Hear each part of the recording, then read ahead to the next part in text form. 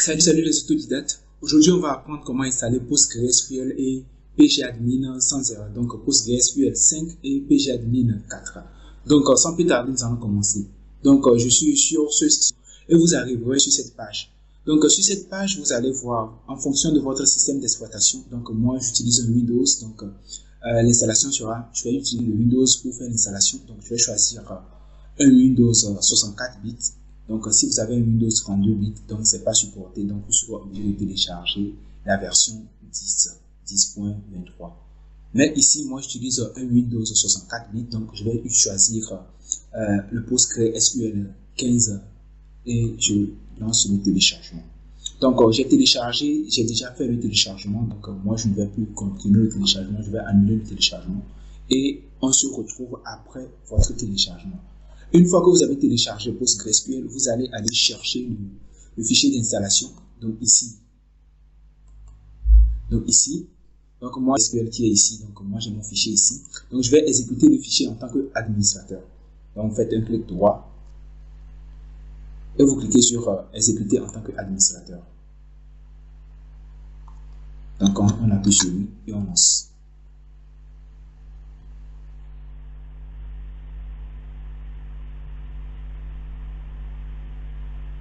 Que je vais diminuer l'écran là et je crois que l'installateur est lancé, donc je vais diminuer la fenêtre là plutôt et c'est bon. Donc c'est bon. Donc PostgreSQL est lancé, donc je vais choisir suivant. Donc ici il va sélectionner le répertoire d'installation, donc pour vous laisser le répertoire par défaut, vous pouvez le changer mais vous le laissez par défaut. Vous cliquez sur suivant. Donc ici, l'installateur va nous installer 4 composants. Donc il y a le serveur PostgreSQL qui est primordial, qui est important pour celui qui va stocker les bases de données. Il y a le pgadmin, c'est l'interface graphique qui va nous permettre d'interagir avec les bases de données. Et le stack builder, bon, ça on ne va pas l'utiliser beaucoup parce que ça nous permet d'installer des extensions pour PostgreSQL. Et maintenant le command line tools qui est aussi utile si vous voulez interagir avec la base de données en utilisant les lignes de commande. Donc on va utiliser suivant. Donc ici les données, où est-ce que les données seront enregistrées, donc vous le laissez par défaut, on continue. Donc ici on vous demande un mot de passe. Si c'est pour la production, essayez de mettre un mot de passe assez fort. Donc moi je vais mettre ici un mot de passe. Donc vous retenez bien votre mot de passe. Donc, je répète ça ici.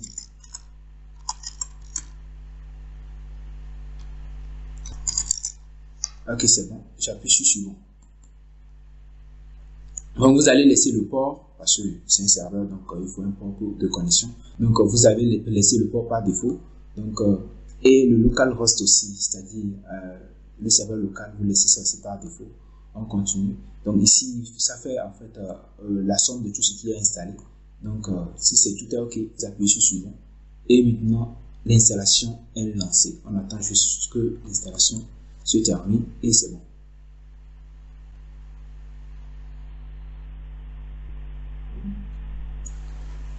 Donc, on se retrouve. Pour ma part, j'ai mis l'enregistrement sur pause. Donc, mon installation est terminée. Donc, pour votre part, ça peut prendre peut-être une dizaine de minutes, mais vous allez juste attendre jusqu'à ce que ça ne finisse. Donc une fois arrivé ici, c'est une demande de Stack Builder pour être utilisé pour télécharger et installer les outils supplémentaires, les pilotes pour compléter votre installation.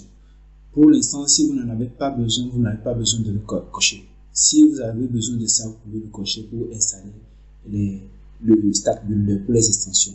Mais ici, moi, je vais décocher parce que j'en ai pas besoin. Je ne vais pas faire quelque chose d'extraordinaire, donc j'en ai pas besoin, donc je le lance, terminé. Une fois que l'installation est terminée comme ceci, je vais aller chercher pour voir si tout ça a bien fonctionné. Je vais mettre ici dans la recherche, dans la barre de recherche, je vais mettre pgadmin admin 4, donc je le lance. Donc quand je lance le pgadmin 4, donc j'attends juste un peu que ça lance complètement. C'est bon, pgadmin 4 est lancé. Maintenant on peut continuer. Donc ici on dit please, on demande le mot de passe qu'on avait tapé avant. Donc souvenez-vous de votre mot de passe. Donc moi je tape le mot de passe, je clique sur OK et c'est bon. Donc maintenant que j'ai lancé PostgreSQL, maintenant je peux essayer de faire un test pour voir si ça fonctionne très bien. Donc j'ouvre ici, donc ça va me lancer le service, donc ça va me créer une section, c'est ça qu'on appelle une section, donc ça va me connecter directement donc ici. Donc ça va me connecter directement. Je peux sauvegarder le mot de passe si je veux, pour que si la prochaine fois je veux me connecter automatiquement, je peux. À vous de choisir. Donc moi c'est juste pour vous montrer comment l'installer. Donc je peux sauvegarder le mot de passe. Donc après je lance la section, donc ma section est lancée. Une fois que la section est lancée, vous pouvez lister ici les bases de données qui sont déjà disponibles. Donc ici, il n'y a qu'une base de données ici qui est disponible. Donc ici, si vous voulez créer une nouvelle base de données, vous allez faire clic droit, donc vous pouvez mettre créer database. Donc après créer database, vous allez donner le nom de la base de données. Ici, je vais mettre par exemple Stat.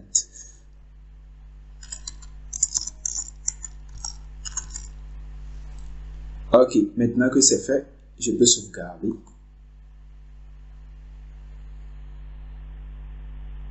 Et voilà, c'est sauvegardé. Donc je vais faire ceci. Donc c'est sauvegardé et voilà, vous allez voir que votre base de données se trouve ici. Et vous pouvez voir que tout a bien fonctionné. Donc si vous voulez créer un script, vous faites encore clic droit sur la base de données que vous venez de créer. Et vous faites créer et vous venez ici. Vous voyez ici. Plutôt ici. Donc vous venez ici créer script. Cliquez sur créer script et la page va ouvrir.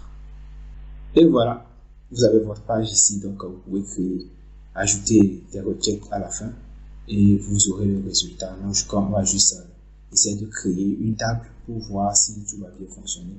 Et si tout fonctionne très bien, je crois que c'est bon, tout est bien. Donc ici par exemple, je peux mettre ici create table.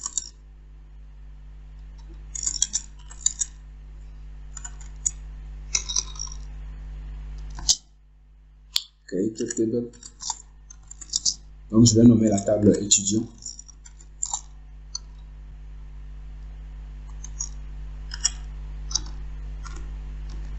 Et je vais lui donner les caractéristiques.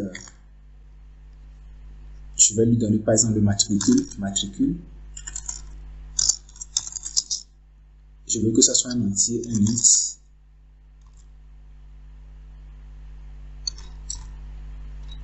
Après le matricule, maintenant, je peux maintenant lui donner le nom de l'étudiant. Je vais mettre varchar. Et je veux que ça soit seulement 25 caractères. Donc maintenant que c'est bon, je peux juste sélectionner. Je peux juste sélectionner le code ici. Une fois que c'est sélectionné, j'appuie sur Run. Donc j'exécute et c'est bon. La table a été créée, donc created query successful return. Donc tout s'est bien passé. Donc en somme, c'est comme ça on installe PostgreSQL et pgadmin. Donc si la vidéo vous a été utile, n'hésitez pas à vous abonner et à activer la cloche de notification pour être notifié de mes prochaines vidéos. Donc à la prochaine.